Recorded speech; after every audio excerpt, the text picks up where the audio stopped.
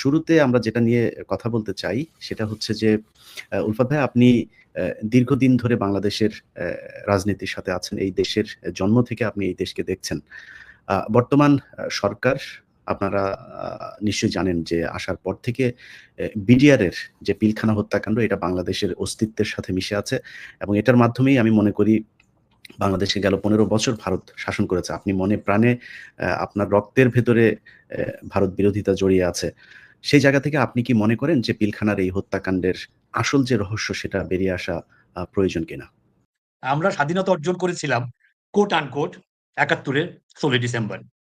কিন্তু ১৬ই ডিসেম্বরের থেকেই বাংলাদেশের বিরুদ্ধে যেই কার্যক্রম ভারত চালিয়েছে ওটা প্রমাণ হয়ে গেছে ওই রেস কোর্সের সারেন্ডার সেরিমনির থেকে।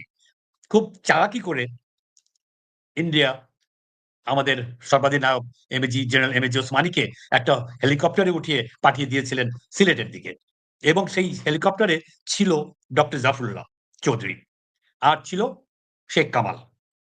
তো they had plan to shoot it down. তো গুলি মেরেছিল কিন্তু খুব বেশি একটা আঘাত করতে পারেনি, কোনো মতে তারা সিলেটে ল্যান্ড করেছিল। তো সেদিন থেকেই ১৬ই ডিসেম্বর এবং তার আগের থেকেই সবকিছু তাদের প্ল্যান প্রোগ্রামে ছিল। কিন্তু ১৬ই ডিসেম্বর এটা এক্সপোজড হয়ে গেল সবার কাছে যে তারা আমাদেরকে কবজায় নেবে এবং তারা আমাদেরকে তাদের সাবজেক্ট হিসেবে not as friends, not as an independent country তারা। তো এই যে বিডিআর কিলিংটা ঘটলো, শেখ হাসিনা এবং আওয়ামী লীগ ক্ষমতায় আসার ৩ মাসের মধ্যে। আমি একটু এর আগে যাব। আমি কলকাতায় ছিলাম ২০০৮ এ। আমি যে হোটেলে ছিলাম সেই হোটেলে একটা ফোন কল আসে এবং বলে যে আমার কাছে কিছু লোকজন দেখা করতে এসছে। তো আমি একটু অবাকই হলাম। শুনলাম কারা এরা? বলে সরকারের পক্ষ থেকে। তো আমি আরো অবাক হলাম। তো বললাম যে আমি তো ভাই সরকারের লোকও না, আর আমি তো সরকারের সাথে আমার কোনো কাজও নেই। বলে কি না আপনি একটু নিচতলায় আসেন। তো আমি রিসেপশনে গেলাম। গিয়ে ওদের সাথে বসলাম। দেখলাম ৫ জন লোক। তো হওয়ার সাথে, সাথে উনারা সবাই পরিচয় দিলেন। They were at that time working for RAW. তা আমাকে বললেন যে অ্যা মানে সরকার মানে আপনি বাংলাদেশ সরকার উলফাত ভাই নাকি ভারত সরকারের লোক? না কলকাতায় ভারত সরকারের। আচ্ছা। একজন এয়ারফোর্সের, ২ জন পুলিশের আর ২ জন গভর্নমেন্টের। হ্যাঁ? আমলা। তো এই ৫ জন আমাকে বসিয়ে কথা বলতে শুরু করল। যে আমাকে বলল যে, "আপনি ওরকম ইশতিয়াক জুলফাত, আপনি একটা মুক্তিযুদ্ধ সংগঠনের চেয়ারম্যান। আপনি অ্যা আপনার সাহায্য আমরা চাই। আবার আপনাকে আমরা সাহায্য করতে চাই।" তো আমি বললাম যে, "কি ব্যাপারে ভাই? আমি তো কিছু বুঝতে পারতেছি না।" তখন তারা বলল যে, "দে রিপ্রেজেন্ট র।" আমি একটু ধাক্কাই খেলাম আমি। র আমাকে ইয়ে করবে কেন? তো বলল যে, "এবার সরকার আমরা বাংলাদেশকে সাহায্য করব শেখ হাসিনাকে ক্ষমতায় আনতে। তো আপনি তো কোলাবরেটরদের বিচার চান ৭১ এর। যদি তাই চান, একজন মুক্তিযোদ্ধা হয়ে থাকেন, একজন শহীদ আপনার ভাই, যার সাথে আমরাও যুদ্ধ করেছি আ ৭১ এ। তো তাহলে আপনি আমাদেরকে সাহায্য করেন।" তাহলে আমার মতন একটা লোক কিভাবে সাহায্য করবে? বলে যে, "না আপনি করতে পারবেন। আমরা বুঝিয়ে দেব। আমরা আপনাকে একটা সংগঠন করব সেক্টর কমান্ডারস ফোরাম নামে। সেটার আপনি সেক্রেটারি জেনারেল হবেন। আপনার সাথে একজন আমরা সেক্টর কমান্ডার দিয়ে দেব। আর আপনাকে আপনার অ্যাকাউন্টে ২০ কোটি টাকা দিয়ে দেব এবং আপনার যা লজিস্টিক্স সাহায্য লাগবে আমরা আপনাকে সবকিছু দিয়ে সাহায্য করব। এবং আমরা আওয়ামী লীগ ক্ষমতায় আসার পর আপনি এমপি হতে চান, অ্যা মন্ত্রী হতে চান, অ্যাম্বাসেডর হতে চান, আমাদের কোটায় আপনি এই সমস্ত যা খুশি আপনি হতে পারবেন।" আমি মনে, মনে চিন্তা করলাম, আমার ভাই শহীদ আশফাক হোসেন আমার বীরুত্তম। সে ২২-২৩ বছর বয়সে মাথার মধ্যে একটা মেশিন গানের বুলেট নিয়ে সে পড়েছিল আ নদীর পাড়ে পাকিস্তান আর্মির বিরুদ্ধে যুদ্ধে। আমার বাবাকে আমার জন্য উঠিয়ে নিয়ে গিয়ে অমানসিক টর্চার করেছে পাকিস্তান আর্মি, অমানসিক। তো আমার বাবার সেই টর্চারের কষ্ট আর আমার ভাইয়ের রক্ত, আমার অর্জিত স্বাধীনতা, আমার স্বাধীন দেশ। আর আমি তাদের কাছ থেকে তাদের কৃপায়, তাদের কোটায় আমি মন্ত্রী মিনিস্টার হব। তো যাই হোক আমার এটা থেকে বেরোতে হবে। আমি তাদের কাছে বললাম যে, আমি এখন কথা দিতে পারছি না। আমার সাথীদের সাথে কথা বলতে হবে। তো আমি সামনের মাসে আপনার সাথে কথা বলব। I just want to get out of that thing. তো এনিওয়ে বলল যে, "ঠিক আছে তাহলে আপনার সাথে যে আমার কথা হয়েছে, আমরা একজনকে দিল্লি থেকে আনবো। আপনি কবে ফেরত যাবেন?" তো আমি যাচ্ছিলাম তখন আ বম্বেতে। একজন আমার খুব কাছের মানুষ আজকে যে নেই, তার চিকিৎসার জন্য। তো আমি বললাম যে, "আমি ১৫ তারিখে ফিরবো। ১৬ তারিখে এখান থেকে আমি দেশে ফেরত যাব।" তো আমি বললাম, "আমাদের কাছে সাহায্য নেন, টাকা-পয়সা নেন, এমনি ধরুন।" আমি বললাম, "আমার কিচ্ছু দরকার নেই। আমার গরিবি হালে আমার ৩ টা বাচ্চা নিয়ে আমি যাচ্ছি। আমি তাজমহল যাবো, আমি আজমের শরীফ যাবো। বলে এখানে সব জায়গায় আমাদের বাংলো আছে, আমাদের আ গাড়ি আছে, আপনি আমাদের দিন।" আমি বললাম, "না, আমি কিচ্ছু নেব না এখন। তো আমি এর পরবর্তীতে আপনার কাছে সবকিছু নেব।" তো আমি ১৬ তারিখে আমার ফেরত আসার কথা। আমি হোটেলে গিয়ে বললাম যে, "আমি ১ দিন আগে ফেরত যাবো, ফিরে এসে। আমি ১ দিন আগে ফেরত যাবো। তো টাকা-পয়সা সব যদি ক্লিয়ার করি।" তো ওরা ইনফরমেশনটা দিয়ে দিয়েছে এদেরকে যে উনি একদিন আগে চলে যাচ্ছেন। আমার কাছে ফোন কল আসলো। তখন আমি নিউ মার্কেটে হাঁটাহাঁটি করছি। সবাইকে নিয়ে, পরিবারকে নিয়ে, বাচ্চা-কাচ্চা নিয়ে। তো বলল যে, "আপনি আ একটু আপনার হোটেলে আসেন। একটু কথা আছে আপনার সাথে।" তো আমি ওদেরকে বললাম যে, "তোমরা উইন্ডো শপিং করতে থাকো আর আমি গিয়ে একটু আসি।" নিউ মার্কেটে একটা হোটেলে ছিলাম আমরা। তো গেলাম। যাওয়ার পর উনি বললেন যে, "আপনি তো আমাদেরকে বলেন নাই আপনি কালকে চলে যাচ্ছেন। হ্যাঁ?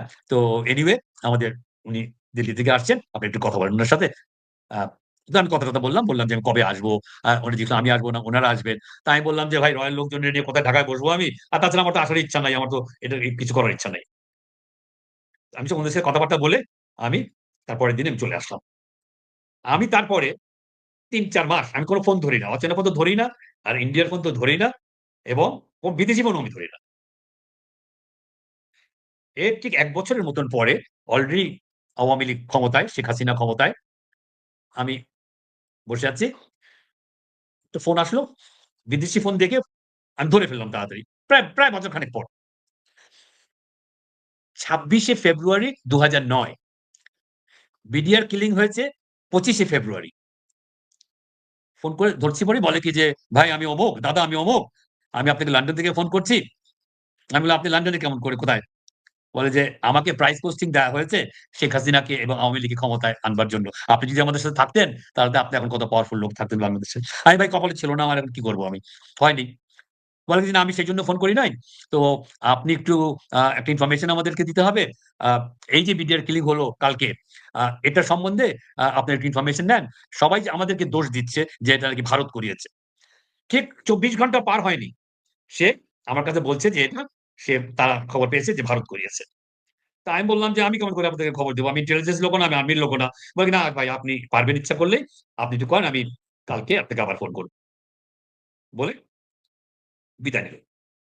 আমি ভাবতে লাগলাম যে আজকে ১ বছর পর এই ঘটনা স্টিল গোইং অন বিডিআর এ, পিলখানায়। আমাকে ফোন করল। সে ওই ঠাকুরঘরে কে কলা খায় না? ঐরকম একটা সিচুয়েশন সে আমাকে স্মরণ করিয়ে দিল যে, "দেখো আমরা কি করতে পারি। আমরা কি করেছি এবং আমরা কি করতে পারি।" তো যাই হোক এই বিডিআর কিলিং টার মধ্যে দিয়ে আমাদের স্বাধীনতা সার্বভৌমত্বের উপরে একটা বিরাট আঘাত একটা। বিকজ ওরা খুব meticulously প্ল্যান করে এই বিডিআর কিলিং টা করিয়েছে। কারণ তারা দেখেছে যে একটা আর্মি, সেনাবাহিনী যখন patriotic থাকে which is their duty, which their promise to serve the country and the people যদি থাকে তাহলে কিছু করা তাদের ইচ্ছা মতন সম্ভব না। কাজেই ওই জায়গাটায় সবচেয়ে শক্ত জায়গাটায় আমাদের ওখানে হিট করতে হবে। যত ইম আমাদের সাহসী অফিসার, হ্যাঁ?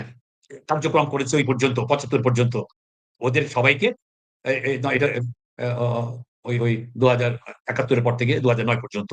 তাদের সবাইকে ওই দরবার হলে এনে ওই রমজানের সেই একটা অ্যালিগেশন তাদের বিরুদ্ধে দিয়ে তাদেরকে বসিয়ে এবং ভিতর থেকে তাদেরকে আ দিয়ে এই জিনিসটা করালো। কিন্তু ওরাও বুঝতে পারে নাই যে তাদের মধ্যেই ইন্ডিয়ান অপারেটিভস রা কাজ করেছে।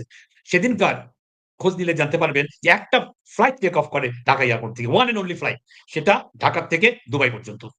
এবং সেখানে ৪০ জন লোক যায় এবং এদের মধ্যে এই ব্লাক ক্যাটরা যারা কাজ করেছে সেদিনকার বিডিআর এর ড্রেস পরে, ড্রেস রেখে তারা একটা গাড়িতে উঠে বা কেউ বলে আর্মি অফিসাররা এখনো বলছে যে ৮ টা আ অ্যাম্বুলেন্স কালো গাড়ি ওখান থেকে বের হয় এবং তারা কোথায় যায়? সেখান থেকে এয়ারপোর্টে যায়। তারা This was a plan and meticulously carried out by RAW আর এদেরকে হেল্প করেছে কারা? এদেরকে হেল্প করেছে আ আমাদের তখনকার আওয়ামী লীগের আ আজম আ তারেক সিদ্দিকীরা, মির্জা আজমরা, জাহাঙ্গীর কবির নানকরা, ফজলে নূর তপসরা, তখনকার হোম মিনিস্টার সাহারা খাতুন এবং বাইরে থেকে সবকিছু মনিটর করেছে এবং দেখাশোনা করেছে হাসানুল হক ইনু আর আসাদুজ্জামান কামাল টাইপের লোকেরা। আর ওখানকার লোকাল কিছু আওয়ামী লীগের। তো এইটা করতে পারার পর তারা এই পর্যন্ত এই গত এতগুলা বছর তারা ডাইনে বাঁয়ে তাকায় নাই। তারা তাদের মতন করে নির্বাচন করেছে। তারা তাদের মতন করে শেখ হাসিনাকে ক্ষমতায় রেখেছে। কাজেই এটার বিচার এটা হতেই হবে। যখন এই আমাদের বিএনপির লম্বা ১৭ বছরের আমাদের যে আন্দোলন, আমাদের যে তাদের সাথে একটা বোঝাপড়া এবং তাদের অত্যাচার আমরা সহ্য করে এই পর্যন্ত এসছি এবং ঘটনাক্রমে ওই সময় এই বৈষম্য বিরোধীরা একটা সাহসী পদক্ষেপ নিয়েছে। নেওয়ার পর যখন যেদিনকার আ আবু সাঈদ মারা গেল এবং কনস পরে মুগ্ধ, শান্ত, ওয়াসিম, ফারুক, সাকিব, তামিম এই যে এরা সব বাচ্চারা তারা এই অত্যাচার সহ্য করতে না পারে এত বছরের একটা প্রতিবাদী হয়ে তারা যে নামলো এবং they got shot and killed এই আবু সাঈদের ওটা দেখে আর কেউ ঘরে বসে থাকেনি। তো এই আমাদের স্বৈরাচার থেকে আমরা মুক্তি পেলাম। ১ম জিনিস যেটা করা উচিত ছিল এই সরকারের বিডিআর কিলিং কে ফেস করা উচিত ছিল। আমি ২০০৫ এ এই ৫ই জুলাই না ৫ই অগাস্ট জিনিসটা হলো আমি ৮-১০ তারিখের দিকে আমি অ্যা খোঁজ করতে লাগলাম আ আসিফ নজরুল সাহেবকে। আমি তার বাসায় গেলাম। তার বাসায় গেলাম। সে কয়েকদিন পর প্রফেসরকে নিয়ে ভিতরে কথা বলছিল। আমরা বারান্দায় ছিলাম। আমি আমার সাথে মেজর মিজানকে নিয়ে গেলাম, রিটায়ার্ড একজন officer. And he has all the papers and all the documentation and he has more knowledge than anybody else about BDR. A lot of people about BDR killing. আমরা দুজনে খুব উৎসাহ নিয়ে আমরা গেলাম। তো আমরা জিজ্ঞাসা করলাম, বলে যে, "হ্যাঁ, ঠিক আছে ভাই আপনি এসছেন?" আমি তার সাথে ২০-২৫ বছর ধরে কাজ করি আসিফ নজরুল সাহেবের সাথে। তো তখন দেখলাম যে উনি he is not that same person or maybe he was putting up a front all this time. হ্যাঁ? তো আমার সাথে মানে একটা অপরিচিত লোকের মতন কথা বললেন। তো উনি বললেন যে, "এটা এখন করা সম্ভব না। এখন এটা করব না।" আমি বললাম, "কেন?" এটার মাধ্যমে আপনি পুরা সেনাবাহিনীকে আপনি একটা জায়গায় নিয়ে যাওয়া যাবে যে তারা কোনদিন কথা বলতে পারেনি। যারা কথা বলেছে চাকরি গেছে, জেলে গেছে, গায়েব হয়েছে, গুম হয়েছে। হ্যাঁ? এই এতগুলো অফিসার এই এরকম একটা যুদ্ধ চালিয়ে গেছে এই বিডিআর কিলিং এর বিরুদ্ধে। আপনি এখন এটা ফেস করবেন না, আপনি কখন করবেন? উনি বললেন যে, "না এখন আপনার করা সম্ভব না।" আমি তখন বুঝতে পারলাম যে এই প্রেজেন্ট আর্মি ইন পাওয়ার এই জেনারেল ওয়াকাররা এখন এটা চাচ্ছে। তো তার আসিফ নজরুলকে আপনি জিজ্ঞেস করেন নাই যে এটা কি আপনারই মতামত নাকি মানে এটা সরকারের পলিসি? কি কারণে করবেন না? এরকম কোন প্রশ্ন আমি করেছিলেন? যখন এটা নিয়ে অ্যাগ্রেসিভ হতে লাগলাম, হ্যাঁ? উনি আমাকে কাট শর্ট করে দিলেন। পরে বললেন যে, "ভাই আমার টাইম আছে, ইয়ে হয়েছে, আমার এক জায়গায় যেতে হবে। আমি রেডি হয়ে আমি যাবো ওখানে। আমি এখন থাকতে পারছি না আপনার সাথে আর।" আমি বললাম যে, "আপনি একটা দাঁড়িয়ে কথা বললেন আমাদের সাথে, হ্যাঁ? আর সিঁড়ি দিয়ে উঠে যাচ্ছেন। আর এই জিনিসটা আপনারা অ্যাড্রেস করবেন না? আমি তো এই যে মেজর সাহেবকে নিয়ে এসেছি, ২ টা মিনিট আপনার সাথে কথা বলবে।" বলে কি, "না, এই ব্যাপারে আমি কোন কথা বলতে পারব না।" He completely refused to তার address the মানে matter. এখন যেই বিষয়টা হচ্ছে, এই বিষয়টা মানে এই যে বারবার জামিনের শুনানি হবে, তাদেরকে এই দিন শুনানি করবে, ঐদিন শুনানি করবে, কালকে জামিন হবে, পরশু জামিন হবে। এভাবেই যে ৯ মাস ধরে প্রায় ৭ বার তারা তারিখ পেছালো। তারিখের দিন এসে তারপরে জাজ সাহেব বলেন যে, "না আজকে অসুস্থ, কালকে উনার পাতলা পায়খানা, পরশুদিন বউয়ের সমস্যা।" একেক দিন একেক কথাবার্তা বলেন। তার মানে এগুলো কি তাহলে মানে আসিফ নজরুলদের পূর্ব পরিকল্পিতই ছিল? আমার এখন মনে হয় পুরোপুরি সাজানো নাটক।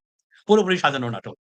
বিকজ আমি যখন জেলে ছিলাম, তখন আমি প্রায় বিডিআর এই জওয়ানদের সাথে, হ্যাঁ? কথা বলেছি আমি। ইয়াং বাচ্চা লোকজন সমস্ত, হ্যাঁ? তারা বুঝতেও পারেনি। তাদেরকে একদিকে ধাবি নিয়ে গেছে একটা ইয়ে আ ক্রিয়েট করে নিয়ে গেছে। যাওয়ার পর তারা বলে কি যে, "আমরা কাউকে মারিও নাই, আমরা কোন গুলিও করি নাই। হ্যাঁ? হয়তো ২-১ জন আকাশে গুলি ছুড়েছে।" হ্যাঁ? আমরা এখন বছরের পর বছর আর কি যে কষ্ট, হাত হ্যান্ডকাফ করা, পায়ে বেড়ি লাগানো। হ্যাঁ? ১০০-১৫০ কে যশোর থেকে নিয়ে এসছে, হ্যাঁ? ওই আ আ সৈয়দপুর থেকে নিয়ে এসছে, চিটাগং থেকে নিয়ে এসছে হাজিরা দেওয়ার জন্য। কি যে কষ্ট লাগে। And all of these are just innocent people. They're victims of a big and very meticulously planned conspiracy. জি, ইশাক ভাই এখনো আমরা সেটা আমরা ধরেন এখনো সেটা নিয়ে চলছে। Through this Asif Nazrul and others. Because Asif Nazrul সাহেব উনার আবির্ভাবটা কেমন করে? উনি সিনে আসলেন কেমন করে? আজকে থেকে বহু বছর আগে ওই জাহানারা ইমাম, শহীদ মাতা, রুমির মা আমাদের সাথে যোদ্ধা ছিল। রুমি ওই যে ঘাতক দেওয়ান নির্মূল কমিটির উনি একজন ইয়ে হলেন ২৬ জনের ইয়ে আ ২৬ জনের একজন। সেই সময় উনি প্রেস কভারেজ ইয়ে করলেন। সুন্দর করে গুছিয়ে কথা বলতে পারেন। তারপরে উনি হঠাৎ করে যখন জাহান ইমাম মারা গেলেন, ঘাতক দল ইয়েতে চলে গেল বার্নারে, উনি ডক্টর জাফরুল্লাহর উপরে পড়লেন। ডক্টর জাফরুল্লাহকে মানুষ ভালোবাসে, আর দেশের মানুষ ভালোবাসে, হ্যাঁ, মিডিয়া অত্যন্ত ভালোবাসে, কারণ এখানে ওনার উপরে উনি ভর করলেন, ভর করে চলতে থাকলেন। এই তখনই আমাদের সাথে ঘনিষ্ঠতা বেশি। তারপরে হঠাৎ উনি লাফ দিয়ে ডক্টর প্রফেসর ইউনূসের উপরে, হ্যাঁ, এখন হ্যাঁ এমন এক জায়গায় বসে আছেন এবং কল কাঠি ধরছেন ওনারা 4 জন মিলে, হ্যাঁ। তো ওনারা সবকিছু ডিসাইড করেন, কার বিচার হবে, কোথায় বিচার হবে, কখন বিচার হবে, কখন নির্বাচন হবে, এটসেট্রা, এটসেট্রা। কাজেই আমরা একটা যে খুব ভালো জায়গায় আছি। বিকজ অফ ডক্টর ইউনূস আমরা অনেক বড় একটা প্রবলেম থেকে আমরা বের হয়ে গেছি। কারণ ভারত আমাদেরকে দিত না, না হলে। তাদের সবসময় প্রবলেম ছিল ডক্টর ইউনূসকে নিয়ে। এখন সেটা পার হয়ে গেছি। এখন কিন্তু এই আসিফ নজরুল সাহেবের মতো লোকেরা এখনো সেখানে বিচরণ করছে এবং তারা অনেক কিছুর, আপনি বলছেন যে বিডিআর কিলিং এর কেসে হবে না।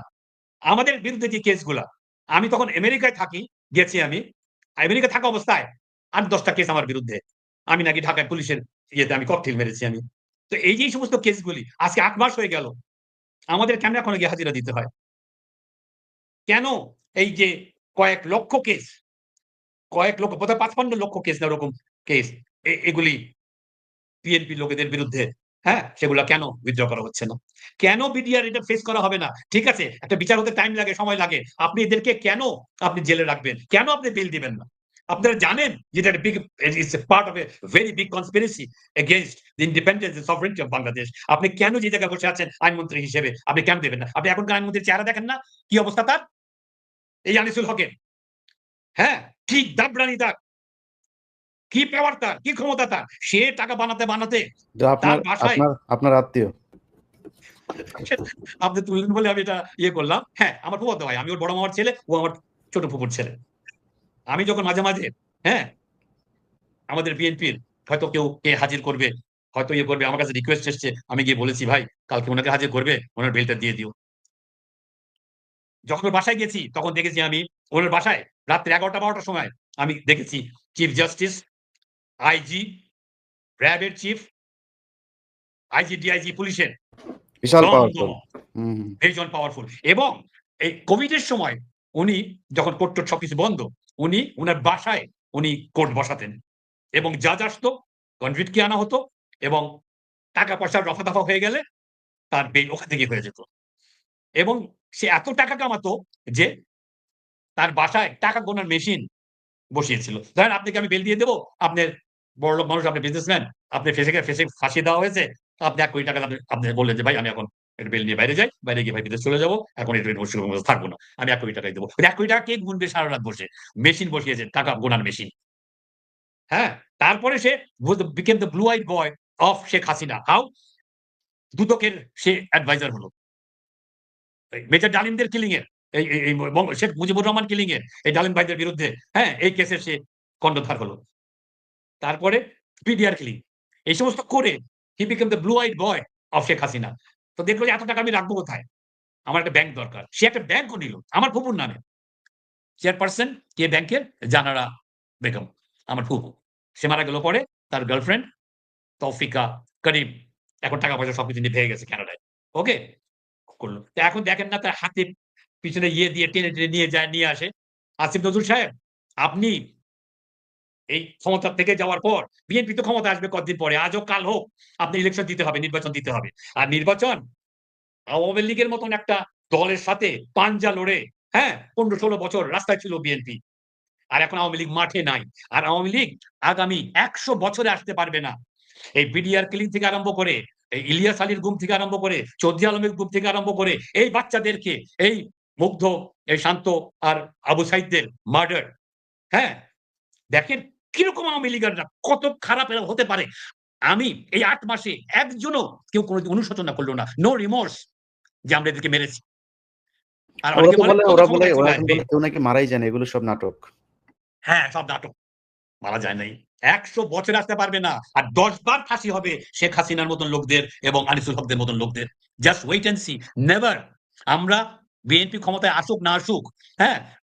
ক্ষমতায় তো আসবেই। এটা তো কোনো ব্যাপারই না। হ্যাঁ? It's just question of time how the things settles. এই সংস্কার-টংস্কার ইয়ে হলে একটা নির্বাচন দিলেই, হ্যাঁ, ম্যাডাম চলে আসছেন। সেটি বিএনপির নতুন রক্তের সঞ্চালন হচ্ছে শরীরে। আর যদি তারেক রহমান সাহেব আসবে ৪-৫ কোটি লোক যাবে তার এয়ারপোর্টে আনতে।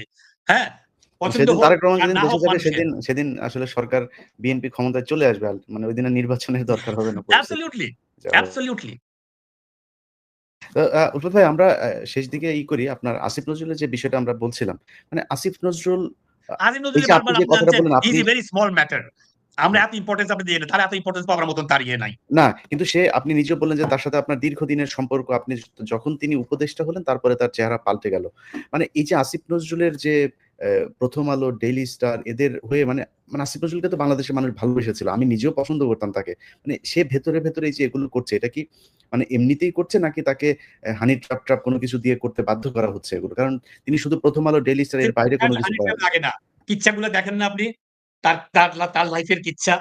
সে তো নট অনলি যে হুমায়ূন আহমেদের মেয়ের সাথে বয়সের এত ডিফারেন্স, তারপরেও এই একটা নিয়ে এখন ইয়ে আছে। কিন্তু তার এক্টিভিটিস কি প্রাচী উনার ওয়াইফের নাম ছিল? রোকেয়া। রোকেয়া প্রাচী। এইসব টাইপের অনেক রকম এক্টিভিটিস। সে তো যখন লন্ডনে গেল একটা কোর্স করতে, হ্যাঁ? সেখানে পরিচয় হলো যে আ ও ডাকনাম কাজল মহিলা। হ্যাঁ? উনার সাথে এক সাংবাদিকের স্ত্রী। তার সাথে জেবুন ফষ্টি-নষ্টি করে জেবুন জেবুন তাকে রহমান ঘর ছাড়ালো। ওই জেবুন ঘর রহমান ভাঙলো। কাজল আপনি বলেছিলেন যেমন বোধহয়। যেমন হ্যাঁ, রহমান জেবুন কাজল। রহমান কাজল। হ্যাঁ? উনার সাথে ফষ্টি-নষ্টি করে উনার ঘর ভাঙলো। এবং লন্ডনে উনাকে ছেড়ে রেখে ২ টা মেয়েকে রেখে ফেলে রেখে উনি চলে আসলেন। উনার কাজই তো সবসময় এরকম। উনি আমাকে যে কথাটা আমি বললাম আজকে টিভিতে, এটা তো কালকে লাখ মানে লোক দেখবে। মানে মানে এই আমাকে চ্যালেঞ্জ করুক উনি। এই আমাকে চ্যালেঞ্জ করুক যে উলফাত সাহেব যেটা বলল, এটা সত্যি কথা না। উলফাত আমি ভাই আমরা শো হিম যে এটা কোনটা এটা সত্যি কোনটা না। আসিফ নজরুলের এইসব বিষয়ে মানুষ শুনে মাঝে মধ্যে একটু আ বিনোদন নেয়। আমরা একটু বিস্তারিত শুনতে চাই। কি হয়েছিল? ঘটনাটা কি? বা আপনি কিভাবে জানেন এই ঘটনাটা? আগেই তো বললাম আমি আসিফ নজরুলকে এত ইম্পোর্টেন্স দেওয়ার দরকার নাই। হি ওয়াজ ইন লন্ডন, ইনি সমস্ত করে বেড়ান। উনি বলে বেড়াতেন তখন একটা মেয়েকে আমার পটাতে ৫ টা মিনিট সময় খালি লাগে। আমি ৫ টা মিনিট কথা বলতে পারি, সেই মেয়ে আমার পিছন ঘুরবে। ওকে? এই টাইপের মেন্টালিটি তার। তো লন্ডনে গেছে, ওই বাসায় হয়তো আমন্ত্রিত হয়েছে, হ্যাঁ? ঘনিষ্ঠতা হয়েছে। তারপরে সে তার কাজ কন্টিনিউ করেছে। এবং সেই ঘরটা ভেঙেছে। That lady lives in America now. হ্যাঁ? বাচ্চা ২ টা বড় হয়ে গেছে। হ্যাঁ? And I am talking about somebody very close to home. এর চেয়ে বেশি আর আমি বললাম না আপনাকে। ভেরি ক্লোজ টু মানে হোম। মানে আসিফ নজরুল সেই নারী উনি কি তার স্বামীর ঘর থেকে বাংলাদেশের এই সরকার যাওয়ার পর উনি যতই দেখান যে রাতের বেলা উনি ওইসব বিএনপির লোকেদের আমাদের সব টপ রাজনীতিবিদদের সাথে উনি ফোনে কথা বলেন, হ্যাঁ? ওই সমস্ত কোনটাই কাজে দেবে না। কারণ উনার রাস্তায় পথে উনি বেরোতে পারবেন না আর।